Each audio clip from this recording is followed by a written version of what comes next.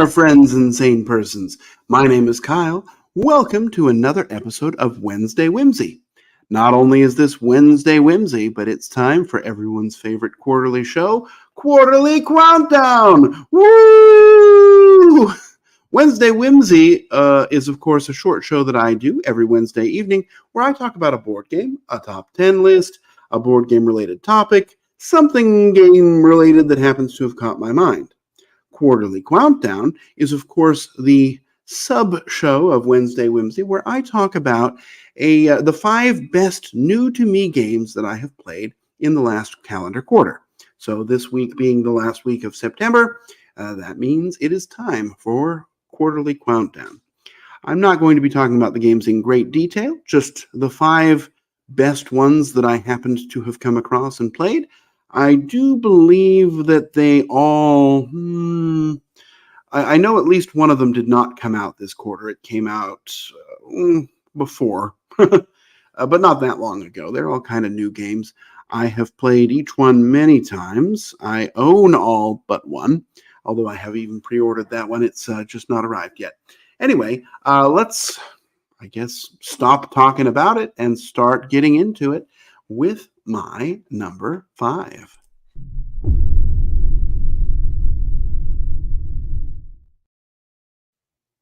My number 5 is a game that I played at the Dice Tower Retreat, and it was a game that was a big box, and I was thinking, I want to try this to make sure I don't like it. And that's often very dangerous for me because, I like quite a few games. The game is Deep Rock Galactic. So with Deep Rock Galactic, let's see if I can't share the screen here.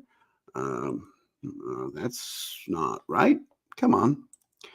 Let's see if I can share the screen here. Here we go. Deep Rock Galactic. So Deep Rock Galactic is it's a big dumb game. You've got this huge giant cube of a box. This is the one I guess I don't own 2 of these. I've ordered this one as well. But you've got these, essentially you are a team of miners that are also dwarves, and you're on an asteroid, and you are running through and killing stuff and trying to accomplish certain goals. It's a very luck-based game, right? You know, you've got these weapons, you got to keep them armed, you've got to keep them in ammo, you're going to roll dice. The dice almost always hit, but not always. You're trying to kill these various bugs. You're also going to be drilling holes in the wall, like this blue gem here. That's probably a mission that objective you have to catch. And the only way you do it is if you're standing next to it, you can swing your pickaxe and knock it out of the wall, and it'll also open up that space. And if you do that enough times, you can drill a tunnel all the way through the board. Now, that's not the most efficient way to get around sometimes, but sometimes it is. Anyway, it's, very lucky, very silly and light in terms of rules. It did need a player aid. That was the big minus for it, is this huge game full of plastic and double-layered boards somehow did not include a player aid. But other than that significant negative aspect, the game itself is pretty fun. Of course, all the pictures are of the figures because that's all that matters in games sometimes. But the gameplay itself is just so light. I could set it up. I could teach the rules in just a few minutes, and you could be going at it ready to go in just very short time. It takes longer to set up than it does to teach and play, probably. Anyway, I really enjoyed this one. I had to order it right away because I was really very pleasantly surprised by my number 5, Deep Rock Galactic. Let's go on now to my number 4.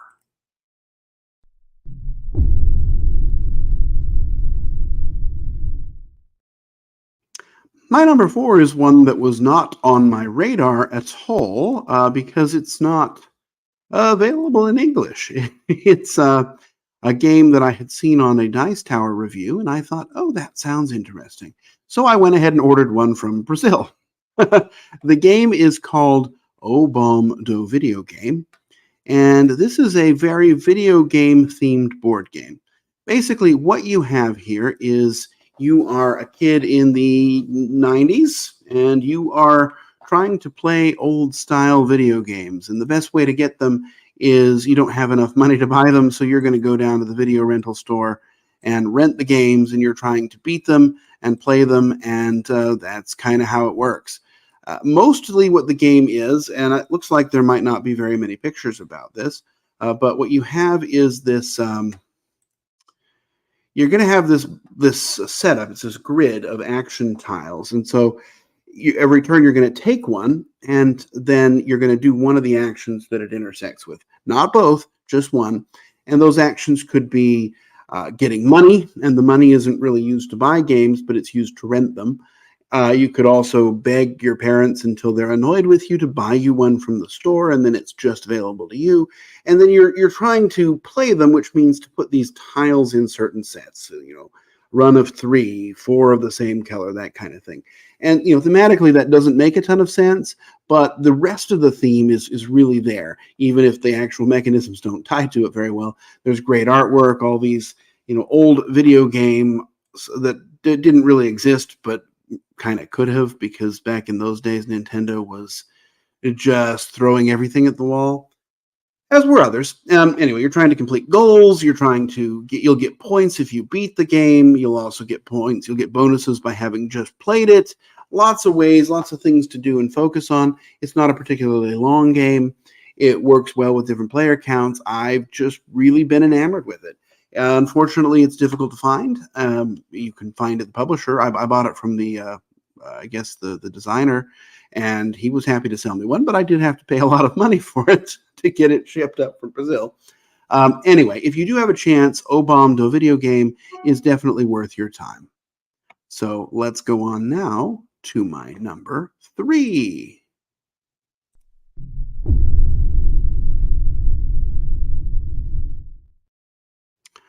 Okay, my number 3 is a game that kind of violates one of the things I hate, and that is I hate games that are I don't hate them, but I hate it when a game is just named after a city. I think that's lazy.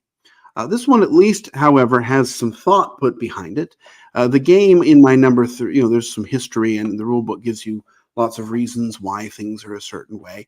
So, it's not a throwaway name of a city. But anyway, the game is called Barcelona.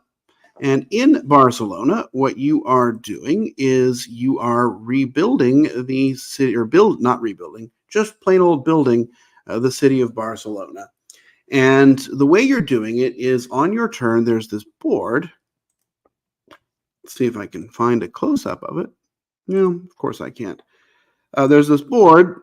Well, and each turn you're going to draw, you'll have a little stack of tokens. You'll make a stack of 2 on any intersection.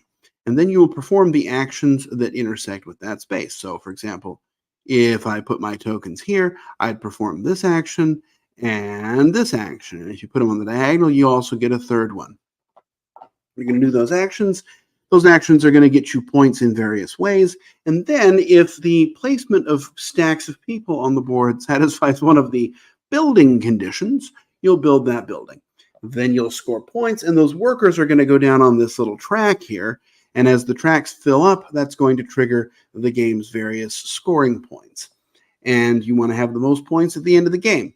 There's a lot of ways to get points. You've got this board here where you can customize it and sort of you'll pick 4 or 5 things that you want to score for, and you can also then pick the multiplier. And the way you pick it, of course, is by performing an action that lets you do so, and you have resources that you have to pay to do that. But there's a lot of freedom in that. You can put your streets out. You can focus on moving this little tram around.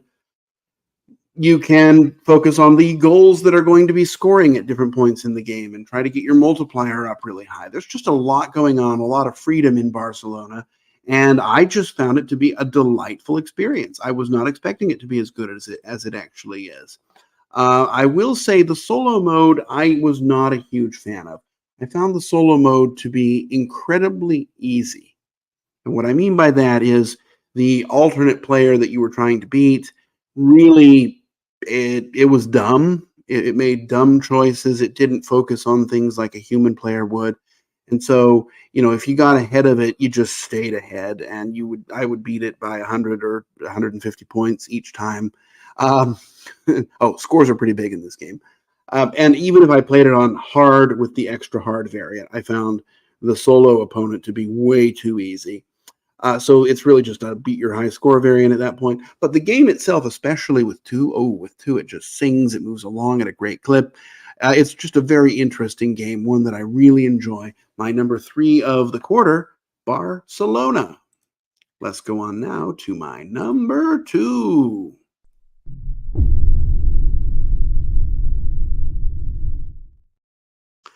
All right, number 2. Who does he work for? My number 2 is a game that I knew was coming out for a long time, and I was really excited when I got it. It's the third in a series that I really enjoy, and that game is Trail New Zealand.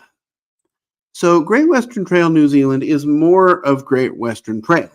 You are moving your little, I guess not a cowboy, a sheep herder along this track that's on the board. Oh, it takes up a lot of space, you can see.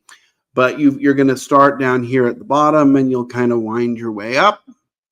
And you can move a certain number of spaces, and then, you start at the bottom and wind your way up. You're going to be doing the actions of the spaces you stop on, and ultimately you're doing some deck building to try and get to Wellington, the end of the trail, with a hand of as many different cards as possible. And then you're going to get bonuses. You'll get money based upon those, and you can also place tokens on the board to get you extra bonuses. But there's a couple extra elements here. There's, in addition to this end of the trail cashing your cards, there's a spot that can come up midway on the trail, or early, at some point in the trail, where you can sell your sheep for wool. And then you're still wanting to have different cards, but you're using a different set of values. Each card has 2 different values on it, and you're going to be able to turn those in for money, which can also let you place tokens out in sort of a slightly different way. There's all these custom cards that play with a different set each game of these extra bonuses that you can achieve. There's also these deck building cards, which are just cards that go in your hand. They don't do anything for you, but when you play them, they give you a small bonus, like, gain 2 coins.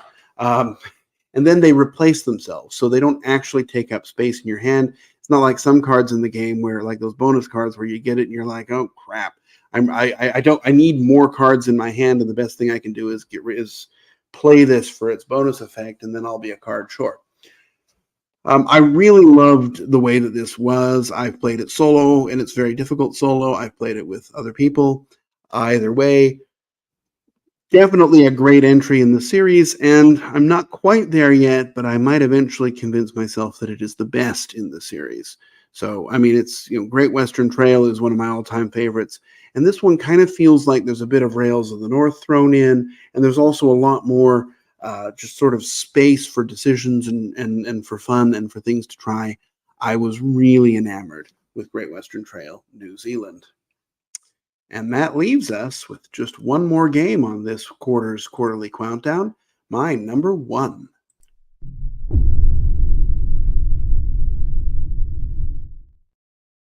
All right, my number 1, you would only know if you spent time with me at the Dice Tower Retreat. Oops, it's not Great Western Trail New Zealand. In fact, it is a game I played for the first time there. I played a prototype copy. Not prototype, an early production copy. Very bad components. I guess they'd sent it there so that people could play it, even though the final one wasn't quite ready yet. The game is Nucleum. Nucleum is fantastic. It's easily one of the best games of the year. Definitely can expect to make some appearances in my end of the year list as well. But in Nucleum, Nucleum's a 10 for me. I don't know why I put it as a 9. This is this is a game where you are in sort of an early period, I guess 20s alternate history, East Germany. That doesn't matter. What you're really doing is you are building power plants and powering them. This has sort of overtones of barrage in it. Excuse me. And what you're doing is, so you're going to be building out this network on the board. You're going to build the power plants. You're going to build buildings. And then your sort of ultimate goal is to take power from a power plant and put it into the building to sort of light the building up. And that means the building's going to score for you.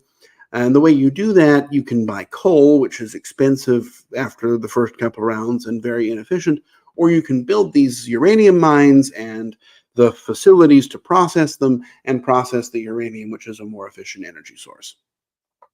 That's thematically what you're doing.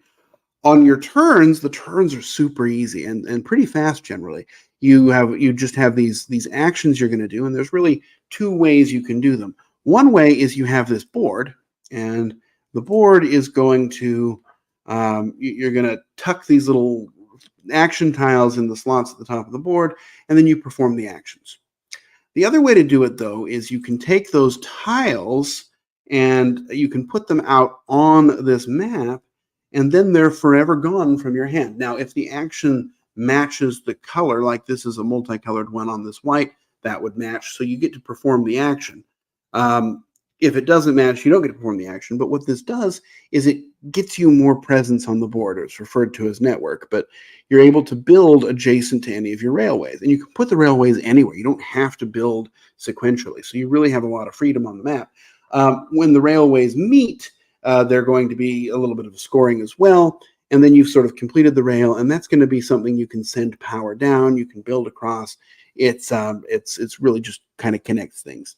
Nucleum as a two-player game is amazing. You can play it. I played it with a new player, taught and played in just over an hour, which is shocking for a game that's as sort of rules heavy as this one is. It is one that I played a bunch of times at the retreat, all the time. I was constantly playing it, constantly teaching it. It's one that I really loved there, and it's one that I kind of think, oh, when's it going to get here, because I really want to play it again. Also a solo mode, but I haven't tried that one because I had too many real people to play with, so I didn't have to play with myself. It's by two of my favorite designers, Simone Luciani and David Turzi. So I was sort of predestined to like it. It has a lot of barrage feels to it, but it's not as mean.